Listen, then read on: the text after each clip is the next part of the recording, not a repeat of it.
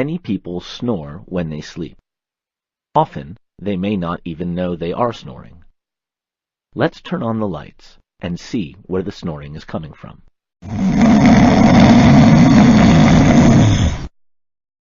Snoring occurs when the airway is partially blocked by the uvula.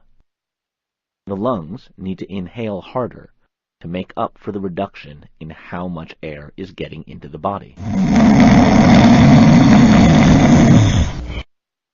The snoring comes from the vibration of the soft palate at the back of the mouth and the uvula, which extends down from it and covers the airway. Several things can cause someone to snore. For instance, it could come from drinking too much alcohol, nasal congestion, obesity, or enlarged tonsils and adenoids. Snoring, by itself, is not necessarily dangerous. But some people that snore have such severe blockage of air that it keeps them from getting a good night's sleep. This condition is called sleep apnea. It's common, but also dangerous if it's left untreated.